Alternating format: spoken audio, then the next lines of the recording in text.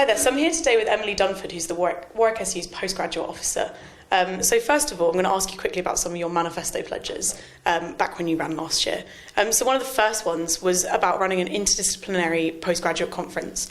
What was your motivation for this and how successful have you been on that pledge? Cool. So motivation-wise, I recognise that postgrads tend to have a lot of departmental and sometimes faculty level symposia and conferences, but there weren't that many opportunities to do something with a wider cohort.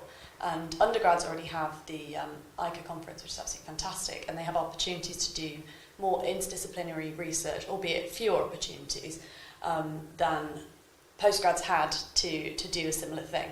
So I wanted to set something up that sort of modelled the ICA conference in terms of bringing people together from all different disciplines and give the opportunity for especially early years postgrads, so that's PGTs, and those early years PhD students who might not get the chance to go to bigger events to be able to be supported academically, but also I attend something that's really rigorous where they get a chance to do networking and have those discussions that you would be able to have. And I'm glad to say that the event took place last Thursday, so the 21st of June, and it was a really good success. We had a great audience turnout. Our keynote was amazing. And it all seemed to go very well. Fantastic. And you also talked about broadly encouraging interdisciplinarity through module choices as well. What for you makes interdisciplinarity such an important part of the postgraduate learning experience? So I think there's sort of two things in that. One is kind of why I put it in the manifesto. And I think the reason for that was that there weren't many opportunities for PGTs to choose interdisciplinary module choices because you're thrown into that year of study quite abruptly, and it can seem quite easy to choose modules just from your course, but there's actually quite a lot of opportunity often to choose outside of your course or outside of your specialism. So that was the motivation for that. But in terms of why interdisciplinarity is important, I think it's important for everyone, not just for postgrads. So there's so many reasons why. I mean, the obvious one is that it opens your scope outside of your silo of research so that you're able to answer questions, think of new questions that you hadn't previously thought of, design tools, have those different types of arguments. Essentially, it just improves your academic output enormously. And for those people who are interested in the employability side of things, it helps them think a bit more laterally as well. So there's loads of different arguments as why it's a good thing. And I'm glad to say that I think Warwick is taking a real positive approach towards it. It's included in the university strategy quite heavily, and there's a lot of encouragement of interdisciplinarity in terms of academic staff and student research. And that's really encouraging, knowing that the university supports it as well as students, so hopefully it will be something that becomes quite a big part of academic life here. Yeah. But on less on the academic side, accommodation is one of the biggest struggles for postgrads and undergraduates. And in your manifesto, you wanted to aim to address the housing crisis for postgrads. And what have you achieved on that front then? So going through the year in terms of a chronology, when I started at the start of September, so people had possibly just started getting their offers. And the university were actually really proactive this year. They'd thought well ahead of time of the sort of things that might happen. And there wasn't really much of a crisis, which was fantastic. Very good to hear. So they'd put a few people, I think, in hotels, but fewer than usual, and everybody was given an offer of accommodation, which was really positive. In terms of what the SU did, I worked with the Advice Centre to ensure that their advice housing support was there and attended all the different events in that regard, and helped a lot of individual students on a one-on-one basis. So it wasn't so much a big campaign as it was helping individual people, but it certainly didn't feel like it was as major as it had been in previous years, so well done to the university, I guess, for that. And then throughout the year we've been checking in just to see how they are. So my colleagues who were on the rents working group, or whatever it's called, something like that, managed to negotiate some amazing housing price freezes and things, including a postgrad rents ladder. So they've done some incredible work on that area. And then outside of that, I've been meeting with people from Warwick Accommodation and discussing things like accommodation with our Students' Union liaison group, which is the SU and the university coming together to talk about stuff that affects us, I guess. So some of those discussions have been happening all the way through the year. So it all seems like it's in a really good place. Warwick Accommodation are going to start offering accommodation, I think, 6 weeks before term starts now for postgrads, which is really early. Should mean that everybody is sorted well in advance It's a great housing ladder. They're really listening to postgrads' concerns about what they really want. And I think people tend to be quite satisfied with it this year. Fantastic. And the postgrad officer and the SU more generally are very closely engaged with the academic side of life at Warwick. So how have you worked with the graduate school and other university departments to ensure that postgrads have the right support in place to complete their studies? So the graduate school is a weird one. It's something that I don't think there's really an undergrad equivalent to. It's essentially an administrative body to ensure that all the admin stuff of being a postgrad happens. Mm-hmm. But they also manage a postgraduate experience enhancement fund, the PEEF, which is awful as an acronym. So many acronyms and talking about SU things. And postgrads can apply to that to get, I think, about £250 of funding on an enhancement activity. So I've been working with them a fair bit in terms of those enhancement activities, so that fund, but also the other stuff that they fund, things like lunches and different networking events and open welcome events, or whatever they're called. So when there's been new cohorts of postgrads coming in, so January, April, May time, we hold a little group event, and I've been going on to those sorts of things. So the grad school have been absolutely brilliant allies in the postgrad community side of things, as well as the academic stuff, which I guess tends to be more one-on-one basis if people have got issues with their thesis or whatever. And then another key university department is definitely the library, who I'm sure most people will know doesn't just do the academic stuff. It's also hugely important to the community engagement side of things. And outside of the undergrad community engagement team, who I think are really, really important, the postgraduate community engagement team who work in the hub and the recs have been working with me all year really closely. We meet quite frequently, we organise events together. They even came to the postgrad ball last week, which was really, really nice. That's really nice. So we've got a really close relationship there, and we've organised stuff like the PG board games nights. We've helped them out a bit with stuff like the Christmas party and with the summer barbecue, which is happening, I think, next month. So that sort of community engagement stuff is something that we're really fundamental to in making sure that postgrads are kept happy, and obviously in addition to lobbying the academic support stuff too. So I know, like, manifestos, they're always sort of changing because of circumstances, and throughout the year you'll never be able to stick to the letter of what you first pledged. So kind of what campaigns have you been running to support those pledges that you did have?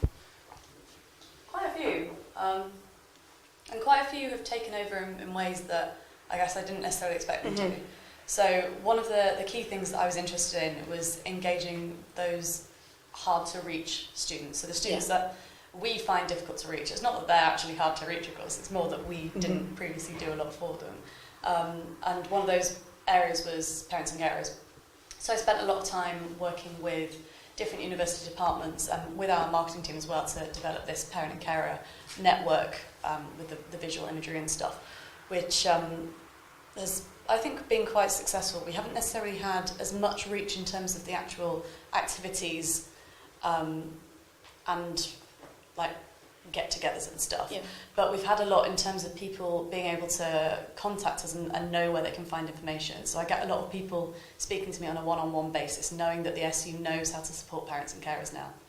And even the university get in touch quite frequently to find out similar information. So I get a lot of people asking me where are the expression rooms and stuff like that. And it's quite, I think, telling to think that the union is probably better at signposting to those facilities than the university necessarily are. So we spent a lot of time updating the web pages, making sure that the information was up to date and all that sort of stuff this year, and lobbying to make sure that the provision is thought about more closely in future. There's been a lot of stumbling blocks with that though. There's some of the issues around things like data collection, which the university are just not really budging on. But I'm hopeful that in future we'll have a better idea of who our student parents and carers are and how we can better support them. But in the meantime, I think it's going pretty well in terms of the union now definitely being seen as a place where those students can get proper support. And I know you're not quite done with your term yet. You lost a little bit longer than the other SABs. September. So what campaigns have you got coming up for the rest of the term if we can have a raw exclusive? So I don't know how much these will be hugely visible to students, to be honest. I think a lot of them will be paper stuff that I've got to do for the university. But one of my manifesto pledges was to improve English language support and academic skills provision for the university. And I'm currently in the process of compiling a bit of like an audit about what the university offers currently and what our competitors, so I think I'm looking at the Russell Group in Coventry, offer as well, so that I can present that to a report and say to the university, look, you've got to do something about this now, like the evidence is all here that we need to do more. Because I think there's sort of an unspoken understanding that we do need to do more, but it's one of those things that you need a lot of evidence to be able to back up doing anything and about like it. nudge in the right direction. But I'm pretty sure that if I can get that report through, then it'll spark a proper review of it in future. Because I know there's a lot of academic staff that would support that as well. And then I'm currently in like an ongoing, I guess, battle to try and get the university to offer a graduation ceremony to those on sub-degree level postgraduate courses, so certificates and diplomas specifically, which is proving more difficult than I thought it was, despite the huge support of academic staff and the students themselves who've been calling for it for a couple of years, particularly from the PGCE and PGDE cohorts. So I'm hoping that'll be wrapped up, but it's been a long time coming, to be honest. So yeah, I'll celebrate a lot when that happens. Definitely. And I know, like, so this year it's not been an amazing year for turnout in elections. I think everything was really messed up with the snow. I think Ron knows that better than anyone. Yeah. But postgraduate students particularly have quite typically low turnout. What do you think are the kind of the factors that build into this? I think this year, as you've already touched on, the snow is a huge factor. And I don't think it was a factor in terms of the way people were necessarily thinking about of just it being cold and people didn't care. I think it was more that a hugely important part of the election is to physically be involved in it and to see that wall of cardboard everywhere and to have people coming up to you and all that sort of stuff. And if you're not there because you're snowed in Coventry or Leamington or wherever, then you're not necessarily as engaged with it. And that is something that I think you can reflect onto for postgrads for most of the time. Because there are a huge number of postgrads who are just very, very rarely here or never here at all. Yeah. We have a lot of postgrads who are international distance learners, and we have a lot of postgrads that will come in every now and again to vote. So there's not to vote, to study, and not to vote, I imagine. So that's one of the huge factors that influences engagement, the fact that those students just aren't here. And we probably do need to do more to reach out to them all year round in terms of general engagement. I guess another factor, particularly for our master's students, would be that a lot of them are only here for a year, so they might not feel that pressure to try and elect people who will help them in a future year, like some of our undergrads or PhD students might do. And generally, I think there's been a long-standing perception that students' unions are an undergraduate thing, so that they hold those nightclub events and hold events that are appropriate for undergrads, but not necessarily something that is appropriate for them. And I think we've gone quite a long way to change that perception, but there's still obviously more to go. Certainly this year I've had a huge engagement with postgrads. I've spent a lot of time talking to them individually and in groups as well. I think the SU is offering more for postgrads than it probably ever has, really. We've done huge pieces of research about postgrad engagement, which I've presented to other unions and postgrad officers and education officers around the country who I think were very keen to do similar research, because it's something we find across the country, that postgrad engagement in unions just isn't as good as it should be. So there's a lot of work being done. We've got a postgraduate research action plan on a union level, which is going forward as well. That's got significant resource being put into it. So really positive steps are being taken, certainly. And additionally, I think that engagement with the library, who are such a fundamental part of people's experience, as well as the grad school, is really helping to build a proper bespoke postgrad, I guess, like offer in terms of events, activities and support. But outside of the voting stuff, we do engage postgrads quite well with things like the Advice Centre, who are very popular, I guess. Popular probably isn't the right word, but who are very supportive of postgrads. And as I say, I spend quite a lot of time just working with them on an individual basis myself. Fantastic. And finally, so this year's seen a lot of upheaval in the sector regarding pensions and casual pay. And this is something that's really has affected postgraduate students. I remember seeing a lot of them on the picket lines, people that were my seminar tutors that I would see there. So it's something that definitely, like, it was very visual that it was a postgraduate issue. What have you done to engage postgraduate students in that struggle? Well, I think the first thing to say is that I don't know whether I need to do much in terms of engaging them. I think they were already fairly well engaged, but the issue with the strikes was quite interesting because a lot of those people who were, particularly the postgrads, obviously weren't in receipt of those pensions, and they were more striking because either in the future they hoped to be, or out of solidarity and in sort of recognition of the overarching conditions that people were working in. So there were a lot of PGRs who were on strike that really had nothing to gain from it, which was, I think, really heartening to see in terms of solidarity. I supported the strikes and supported the postgrad researchers who were on strike as well. I spent a lot of time working with them, talking with them, working closely with Warwick Anti-Casualisation, who really the SU's work on anti-casualisation just couldn't do without. They're an incredible group of people and very, very strong campaigners as well. So that's the strike side of things. In terms of the casual pay stuff, I think it's something that obviously the SU has been working on for a long time. It's something that WAC has been working on for a long time as well. And it's an issue that affects postgrad researchers and other hourly paid tutors around the country. The fact that universities just aren't paying them properly, if at all. We've found postgrads in other universities that I've spoken to who just aren't being paid at all for their work because it's considered a development opportunity. And at Warwick this year I've found evidence of some departments doing that as well, and luckily they have changed their tactics because we come down quite hard on that.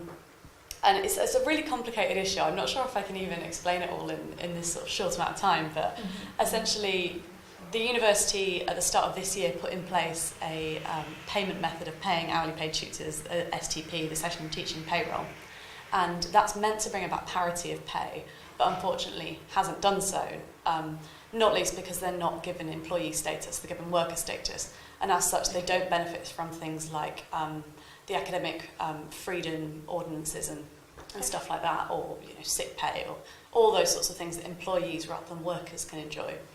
But on top of that, there's all these issues that come out of the STP contracts, things like the pay grade they're on. So some people in sciences are paid about 13% less than others for essentially the same level of knowledge needed to do the job, which is terrible.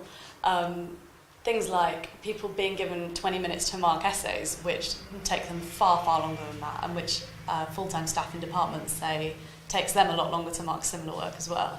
So it's sort of an ongoing issue, and I think we've tried to draw attention to it over the past few years. Obviously, Nat Panda spent a lot of time working on that.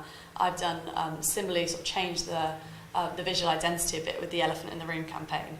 So I distributed about 5,000 tiny little elephant flyers about this big around campus, which has just got an elephant on the front, and on the back it just says the elephant in the room, something like hourly paid tutors still don't have fair contracts, or something like that. I don't remember the specifics now.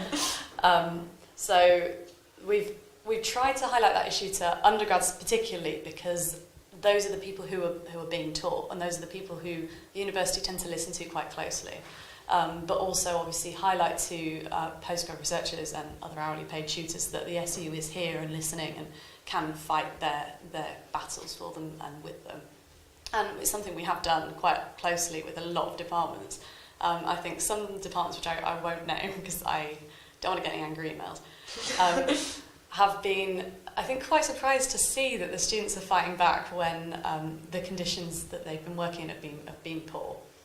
And it's been really positive how things have changed, but there's still a long way to come. Obviously, ultimately, I'd like to see hourly paid tutors moved off STP altogether onto a proper employment contract that is fair and stable and more secure. But I don't think the university are going to budge on that anytime soon. So it's one for more years of campaigning, I think. Thank you so much for coming today. Thank you for having me.